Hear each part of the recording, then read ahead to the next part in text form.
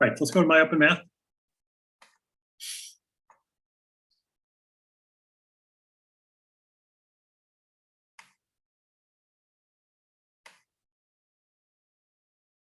And take a look at the calendar here.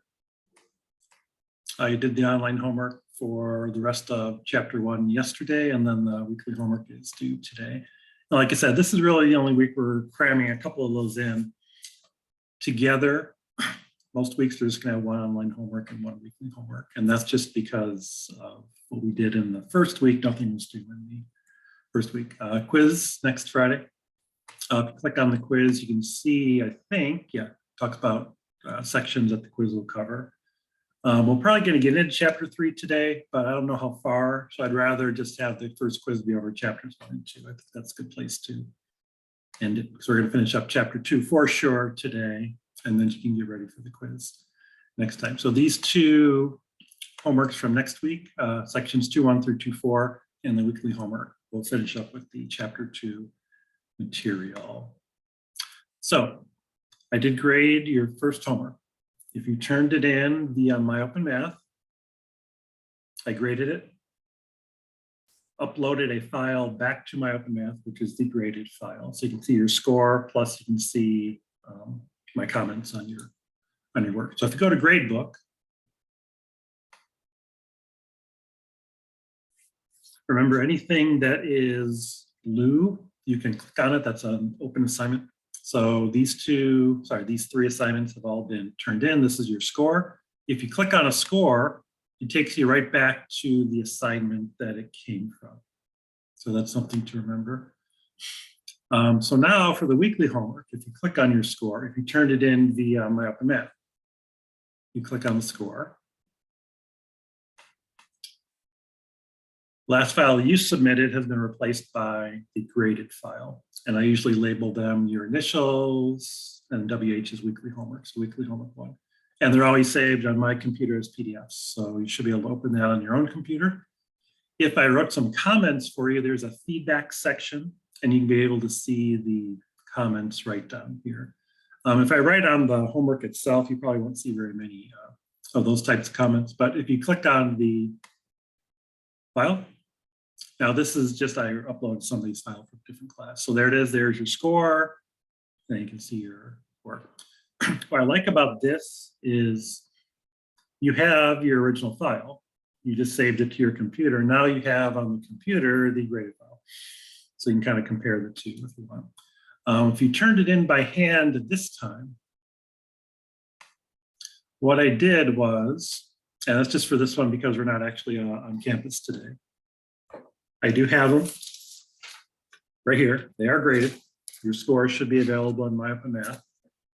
And then because we're not on campus today, what I did was I scanned them and then uploaded them back to My Open Math. So I will pass these back to you in class on Monday. But if you want to see them beforehand, you can do the same thing as the ones you turned it in on. So go to My Open Math, go to the assignment, click on the score, and then look at the last file submitted. That's actually the one I submitted. So if it was something you turned in class, it's a scan, and then you can access it the same way. So that way you can see your score plus your comments. So if you go back to, I think I closed this out already. Go back. You'll notice that check marks are good. A couple of comments, you maybe should have included some more detail. I said that. Comments. So checks are good. I try to figure out where your mistakes happen, even though you're not graded, it's not a point value per problem, it's kind of an overall grade. So it's not just correctness, but also completeness and accuracy. So if you missed a couple things here and there, you still may have gotten a 19 or a 20, for example. Not doing any problems really brings your score down. So if you skip 2 sections, only turned in like the first 2 sections, you probably got half credit. If you don't turn anything in, of course, you get 0. So think about the difference between 0 and half credit. Doesn't sound like a lot, but it's a big difference. 10 points versus 20 points. And these weekly homeworks are all about the same length. Some are going to be a little longer, some are going to be a little little shorter, but they're always going to be out of 20 points. And then the online assignments, as you know, will vary depending on the number of problems. So if you ever have any questions about these, you can talk to me before or after class via office hours. I do want to take a look at a couple of problems. I want to make sure that they're mostly algebraic issues. I want to make sure that the notation is not going to be too confusing, or your algebra is not going to be a problem. So let's take a look at, these are from the homework. Let's do, let's see, first one we're going to do is from section 1.1. And we're going to do problem number 32. So problem number 32 from section 1.1 is a function, and it's a quadratic function. And you had to find essentially what we call the difference quotient. It's g of x plus h minus g of x divided by h. Now, some of you put the x plus h in the proper spot, did the difference, simplified, got the answer we're looking for. Some of you didn't even make it that far. So I want to make sure we understand what is needed to calculate this. Remember, x is replaced by x plus h here. So everywhere you see x, replace it with x plus h. So if you have more than one term that you're looking at here, make sure you use parentheses. So x plus h is being squared. After you square that, you then take it away and then take 5 away from what you see there. So when you're simplifying this, you have to simplify x plus h times x plus h, which, remember, has more than just x squared plus h squared. There's also that 2xh in there. And then when you subtract, everything becomes the opposite. So that's what you get for g of x plus h. G of x is just the formula for the original function. And the numerator of the expression is you're taking the difference of those two. Now, if you've done a lot of these calculations, you're going to notice something when you take this difference. So let me write out the difference first, and then see if you see it. Once again, because g of x is 2 terms that you're subtracting, make sure you use parentheses here.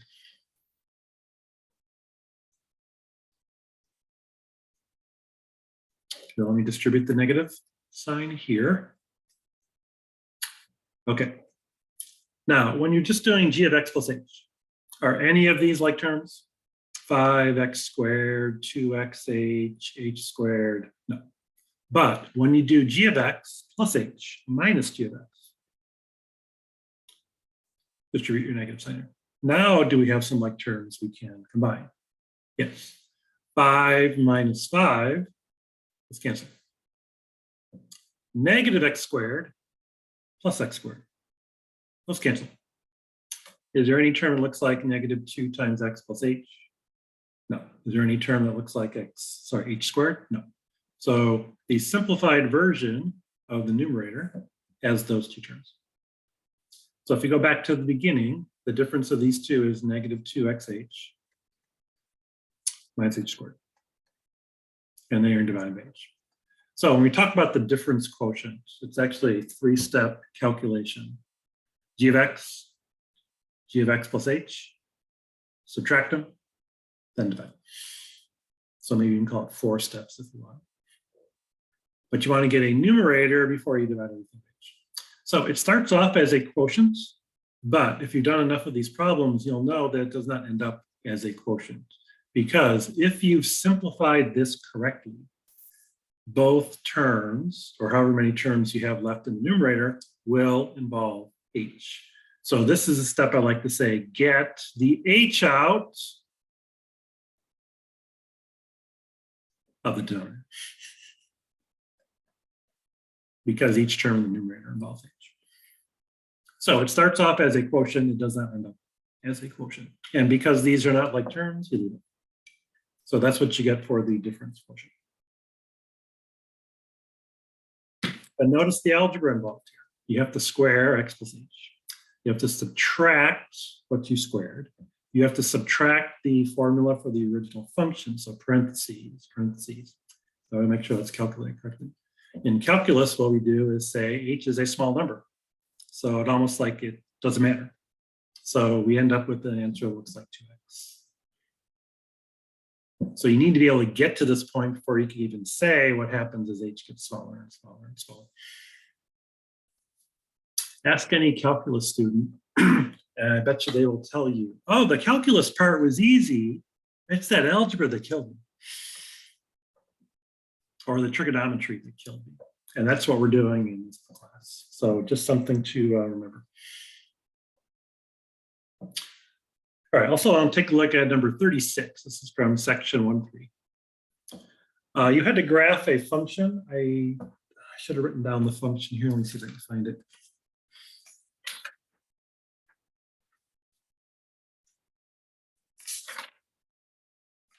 With like a third or fifth degree polynomial. Oh, whatever. It's going to give you the graph. You had to graph it using technology. And it had a couple of places where you had what we call a local maximum and a local minimum. So those had to be found using technology. So the local maximum turned out to be -2.7, and the local minimum turned out to be 0.1. Because what they're asking for here is which intervals would this function be an increasing interval, and which interval would the function be a decreasing interval.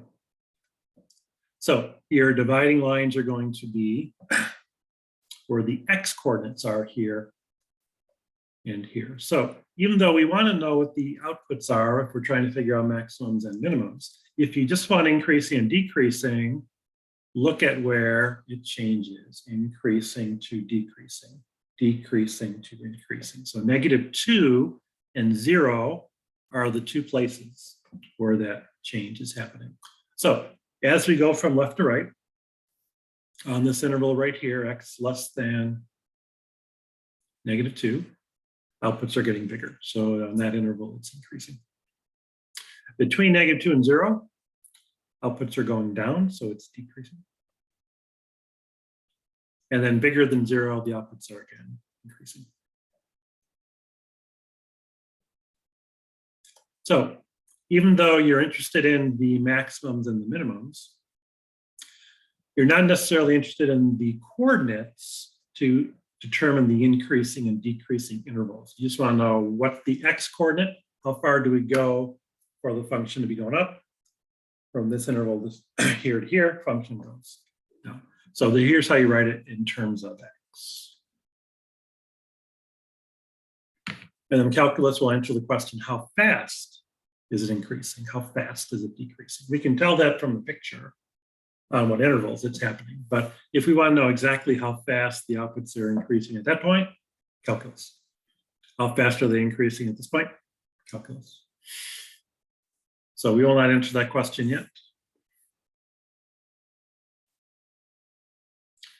Okay, then section 1.4, let's take a look at number 12. This is once again a question more about algebra than anything. F of x was equal to the square root of x plus 2. G of x was equal to x squared plus 1. You had to find formulas for the two compositions. So f of g of x and then g of f of x. Okay, so I think the original substitution into the formula was not a problem. So g of x here is x squared plus 1. So everywhere you see x, one spot, replace it with x squared plus 1. For the second calculation, f of x is the square root of x plus 2. We're going to do g of f of x, so x gets replaced by the square root of x plus 2. So obviously different functions. But what do they look like when you simplify them?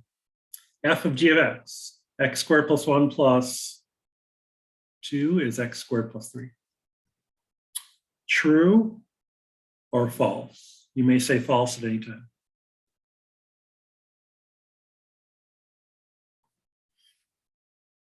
False. Why is it false? The only time you can use this property, you think it's a property for square roots, is when things are being multiplied. This was 3 times x squared, you could split up. But this is not a property of square roots. You cannot simplify this. This is considered to be simplified. So don't write this any further. There's no other simplification that can be done. This, on the other hand, when you take a square root and multiply it by itself, you get what is underneath the radical. So for the second part, it is x plus 2 plus 1, which is x plus 3. So that part is okay. So notice the difference here, though. You're squaring something that's already a square root. Here, you're simplifying something under a square root. If you're adding or subtracting, it's more than one term. You cannot go any further than that. It's one of those algebraic properties. You want it to be true, but it's not. How often does that happen in mathematics? You want it to be true, but it's not. All right, so that was number 12. And then let's take a look at number 96. So it's the last one you had to do. For number 96 here, let me see if I got the formula for you here. You are given a composition, and it has to do with the volume of something with respect to time, and then you had to calculate the radius. I think it was must have been a sphere, some kind of spherical.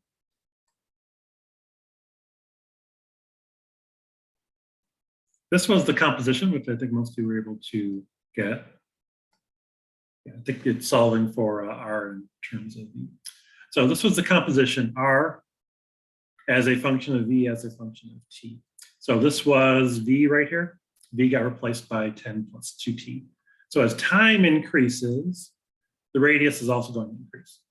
So the question in number 96 was find the composition, which most of you were able to do. The second part said find T when R is equal to 10. So think about what kind of equation you have to solve to get that answer. Are you computing an output given an input? Or are you calculating an input given an output? You're trying to find T. If you look at the way the function is written down here, T is the input. You then calculate the volume. Once you know the volume, you calculate the radius. So if you're trying to find T when R is equal to 10, you are actually solving this equation.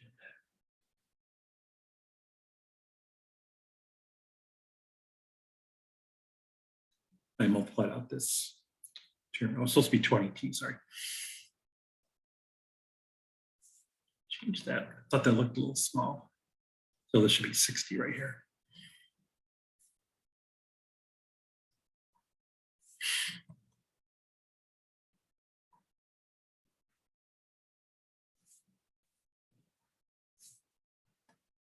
So 30 plus 60 times T. Okay, so in that equation, you have to solve it.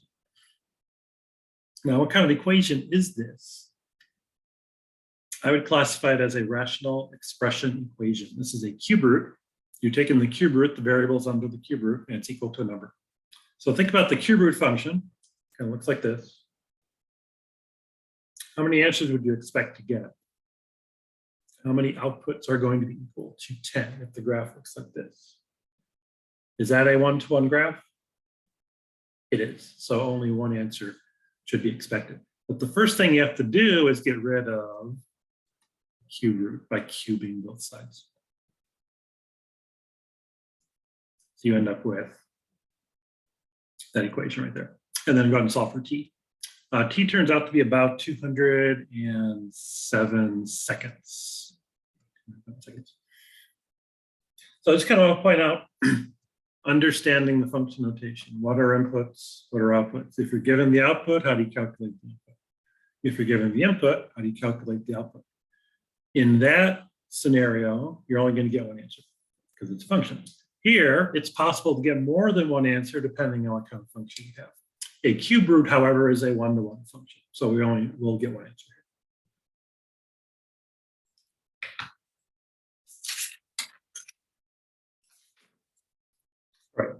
So those are ones from homework turned in on Wednesday. Any other questions about that? Okay, give you a chance to do a screenshot here if you want to. Because we are going to talk about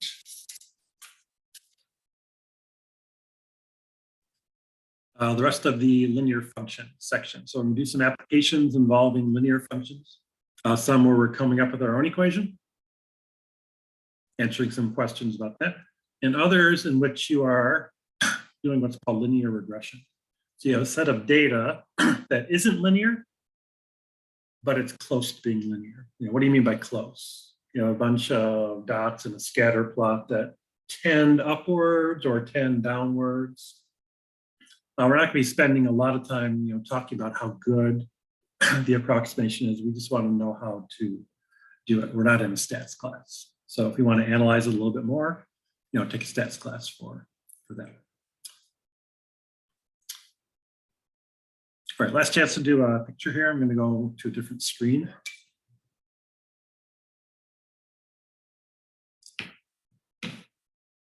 All right. Let's see if I can get this worked out here.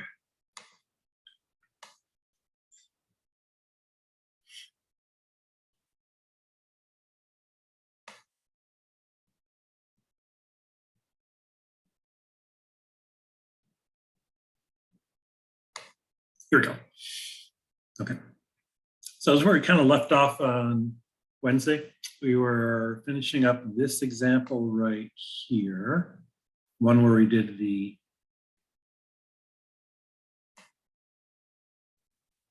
population represented using the slope here, and then talk about population decreasing by a certain amount.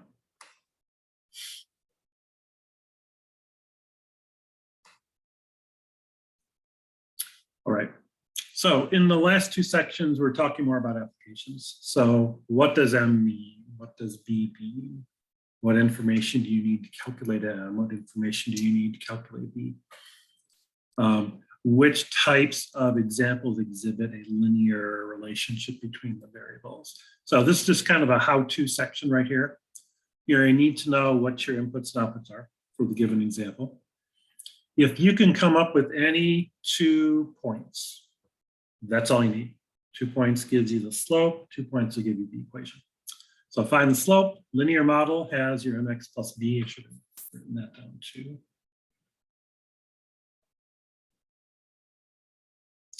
And then if you need to make some predictions, given x, can you calculate y? Or given y, can you calculate x?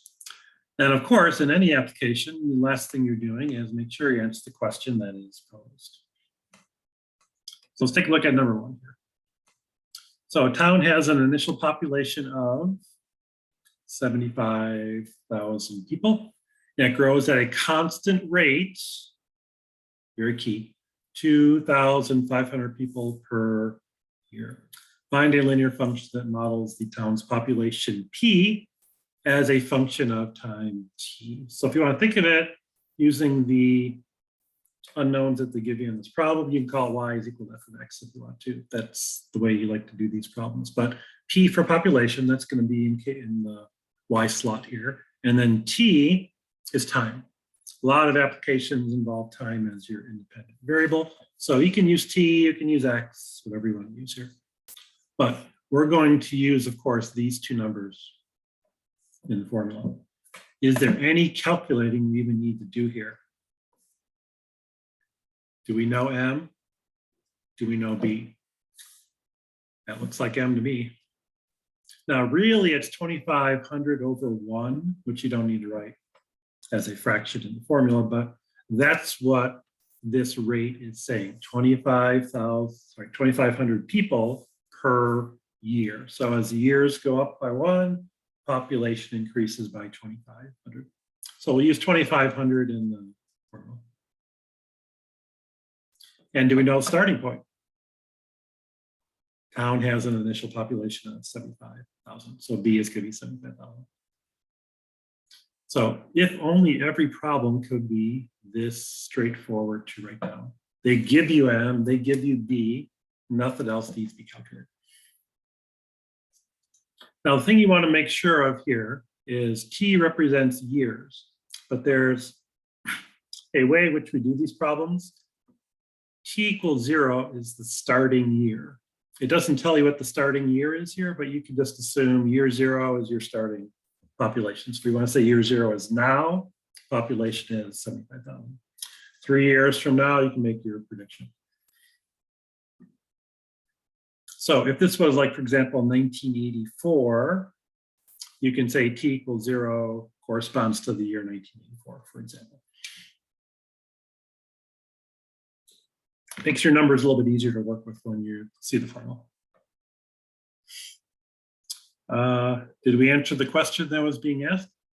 Find the linear function that models the town's population P as a function of the year T. I think we have done that. So if you want to make some predictions, you can say, how long will it take for the population to increase to a given amount? So let's say you're interested if the population goes over 100,000, for example. All you need to watch out for is, what is 100,000? Is it the input? Is it the output? In this particular example, P stands for the population. So we're going to set P equal to 100,000 and find T. So this one, we're actually solving a linear equation. The other question you could ask is, what is the population?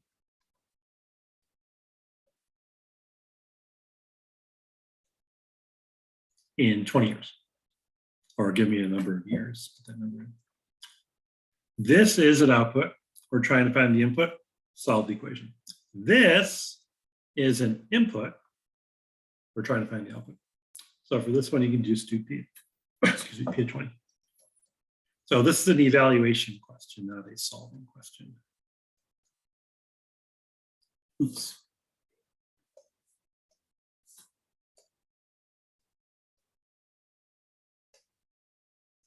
So 20 times 2,500 plus 75,000.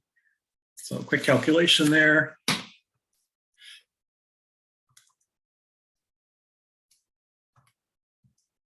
It's adding 50 more thousand to 75,000, so 125,000.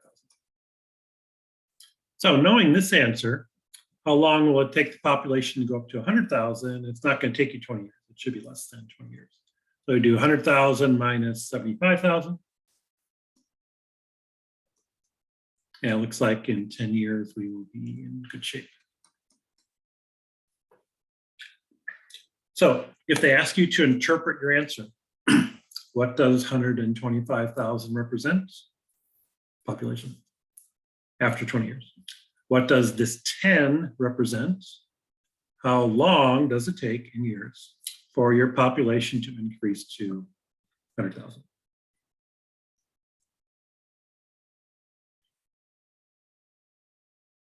All right, any other questions about that one?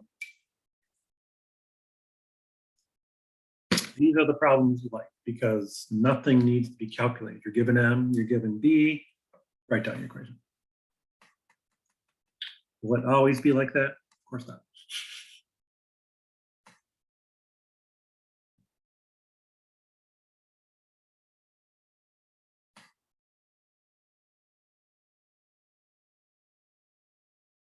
Okay, so I'll make sure we can read the problem here. Okay, these examples I think need to be updated. Who actually pays for minutes for your cell phone anymore? I don't think that happens, but you can replace minutes with maybe data usage. Some people still have to pay for data, but I still like to do this problem because it illustrates why it is a linear relationship between the two variables, even if it's not as applicable as it used to be. So 410 minutes is going to cost the customer $71.50. If they use 720 minutes, the cost is going to be $118.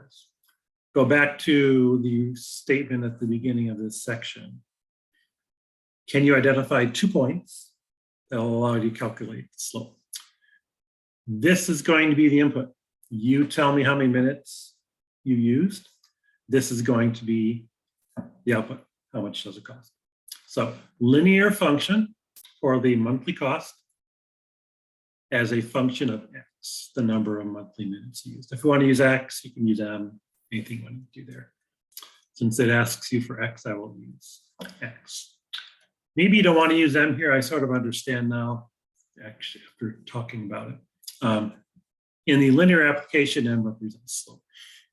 So I don't want you to think this is the number of minutes that we used. So the 2 points you're going to use, your starting point is 410, 71.50. And then your ending point is 720, 118. So you don't have to draw the picture here necessarily, but I kind of like to draw it to make sure that the order in which we do that subtraction is consistent. Change of Y, that's your ending Y value. Here's your starting Y value. So that number goes in the numerator. And then X goes up by whatever the difference between these two numbers happens to be. So we start at 410, we end at 720. So there is your slope right there. So 118 minus 7150 is 4650. And in the denominator, it's going to be 310. So probably best to write this as a unit rate. So it'll be some type of cost per minute. So go ahead and do the quotient 4650 divided by 310.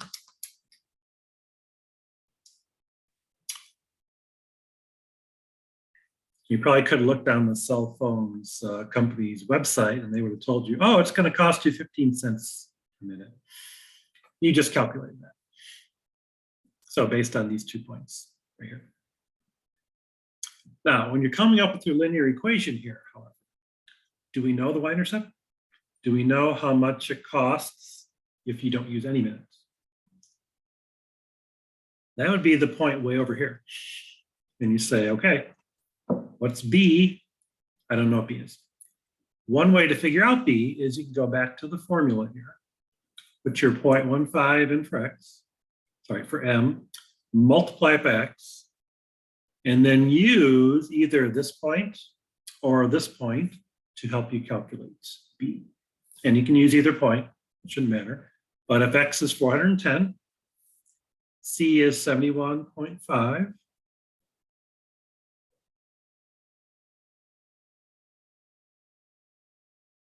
and then the only unknown is going to be B. So if we take 71.5 minus 410 times 0.15, we will have y-intercept. So we can interpret this as saying if you don't use any minutes, you still have to pay a certain amount. That's how it was in the old days. Those old days aren't too old. B turns out to be 10.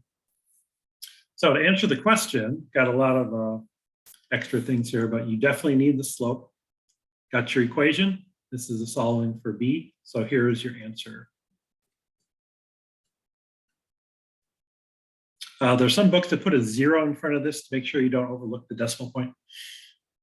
But this is 0.15, 15 over 100, 15 cents. This is 10, $10. So if you use no minutes, it still costs you $10.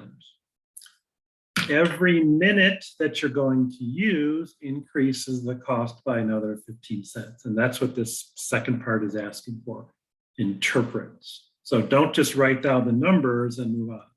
You say the slope is 0.15. For every additional minute used, Cost increases by 15 cents. That'd be one way to interpret it. And then your cost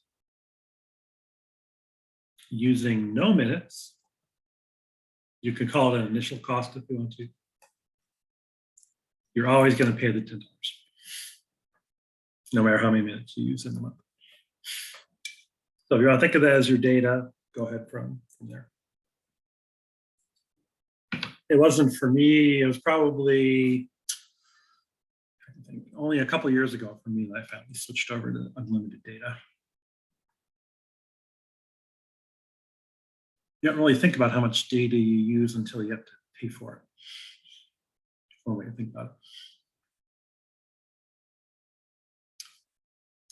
it. Okay, so let me just emphasize, I really, really like these types of questions. It's nice to have the formula. It's nice to be able to get those two numbers, 0.15 and 10.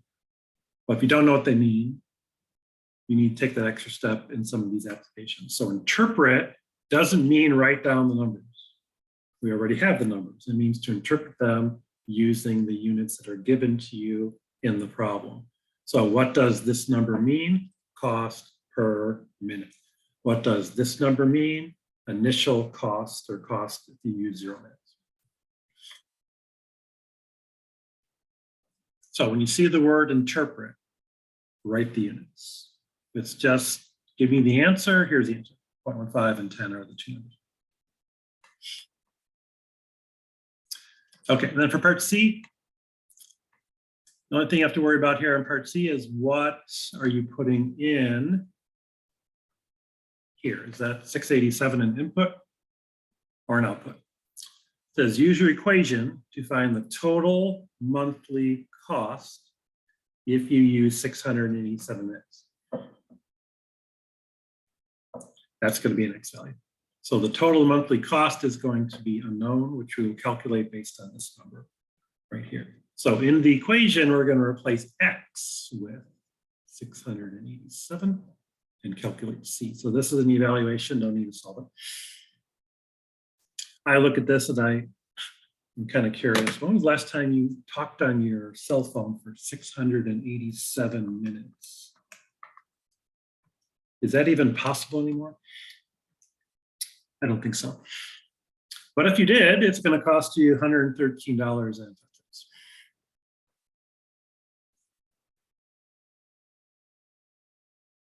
I can't seriously remember the last time I actually talked on my cell phone. I think there are a couple old timers who like to call. But even those people are texting more and more than they used to. So. But even though this is kind of an old-fashioned problem, I like the representation of the linear relationship between the variables. What do the variables represent? And you still want to be able to answer a question like this. Are you given an input? Are you given an output? So here you're given the input, calculate that. All right, any other questions about that example? All right. Okay, so one more of these types of examples, then we'll talk about linear regression. So look at number 3 here. So you were lucky enough to get a new job selling electronics. And when you are hired, your supervisor gives you a choice. They tell you, oh, we'll give you $10,000 a year, guaranteed, and 9% of your sales. Or you can have 20,000 guaranteed and take 4% of your sales. So if you're a confident salesperson, you might go with that first option. You're thinking, oh, 9%, that sounds better than 4%. However, there's a trade-off. You're starting at a lower salary in the first example and a larger salary in the second one. So your minimum salary in the first option is less than the minimum salary in the second option. But you have the ability to increase it by a larger number because of this 9% versus 4%. So This is kind of weirdly worded, I think. How much electronics? I don't know how you quantify that. I think it's more your sales in terms of dollar amounts. So in terms of the dollar amounts, how much more would you need to sell under option A? That's going to give you a higher salary than option B. So if you think about option A, this is your starting number. Here's how much it goes up every dollar that you sell. So we can think of that as a slope. So if I write it this way, I'm going to use 0.09 here because that's 9%. Every dollar that you sell, you get 9% of that dollar. So this is option A. Option B says, okay, I'm going to start at 20,000. So I'm at a higher salary than you right now. But every dollar I sell electronics, I'm only getting 4% of that dollar. So I'm going to write it this way just to help you understand we're using a slope here, but in the formula, of course, when you are trying to determine this, you can just write down 0.09. So really what you're looking for here, option A versus option B. It does say use an inequality, but you really want to know how much do I need to sell so that the two are the same? Because eventually this one's going to take over and this one's going to go off in this direction. You want to know where those are going to be the same. And that's the number you want to focus on. So this is the equation. We call it the, a lot of examples call it the equilibrium point. So equilibrium here means that the two options would be the same. You get the same compensation for both. So kind of guessing here, how much would you have to sell? Would you have to be a really, really good salesperson? You have to sell 20,000, you have to sell 40,000, 100,000. It's kind of hard to tell when you're looking at the percentages here. But when you solve for x, 0.909 minus 0.04 is 0.05. And then 20,000 minus 10,000 is 10,000. That right there, if you understand your percentages, you are going to have to sell more than $10,000 because you're dividing by a number less than 1. So how confident do you feel in your sales ability? Do you think you can sell $2 million worth of electronics? Wouldn't it be nice to know that before you decide? If you think, yeah, I'm a pretty good salesperson, I think I could do it, I'm going to go with option A. Yeah, I don't think I'm up for all that in whatever the time frame is here. I'll go with the second option.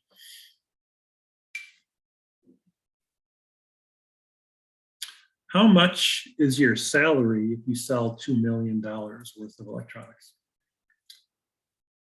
You can use either equation here, but if you take 2 million and multiply it by, let's do the 0.04, and then you add that to 20,000, you're making a cool 100,000. Cool 100,000. So that's kind of where this break-even point is. So without showing you too much detail, these two lines are going to intersect at this point right here.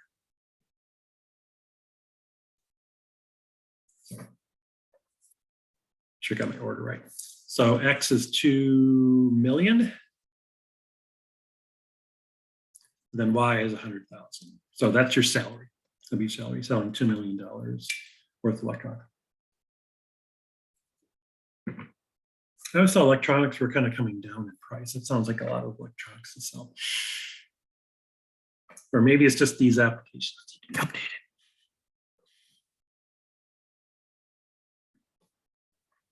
They've gotten this problem from an old textbook. Right. So what's nice about the picture is you can kind of see where it happens. You don't need the picture necessarily. You could just go and solve the equation as long as you know what you're setting equal to each other and what does X represent. So X represents the amount you would have to sell so that your two pay scales are exactly the same. So the pay you would be getting would be $100,000. Anybody in the electronics sales business? Are you selling $2 million worth of electronics in a year? You know, those stores like Best Buy aren't what they used to be. Sears used to buy them at Sears, Best Buy. I don't even know where you buy those things anymore. Amazon. So, all right, any questions about that example? All right, so I don't know where you are in terms of doing things that are what we call in the book linear regression. But linear regression is used in problems in which the data set tends upwards or tends downwards, but it's not exactly a straight line. You could always put a straight line through 2 points, but maybe through like 3 or 4 points, you can kind of picture, like for this example here, there's kind of a line that you could draw that's really close to all the points. You know, some of the outputs are bigger, some of them are smaller, some of them are exactly the same. But when you have a situation like this, you can use what's called linear regression. You're going to use technology to help you find M and B in your equation. So I don't know if you've done these problems before. I want to do an example on the calculator. Desmos will do it. Excel will do it. Many other programs out there. The whole idea here is to get some type of technology to get the answer. If you take a stats class, there's actually a formula you can use to calculate both M and B. And it's a nice formula. Not anything we need to worry about here. So we're going to take a look at number 25 in section 2.4. I got that pulled up here. Move us over here. So what we're going to do is we're going to take this set of data right here. And we're going to calculate what's called the line of best fit, also known as linear regression. And I'll show you the steps on the calculator. So let me pull up the calculator here. Except I lost them. I'll only stop the recording here for a minute.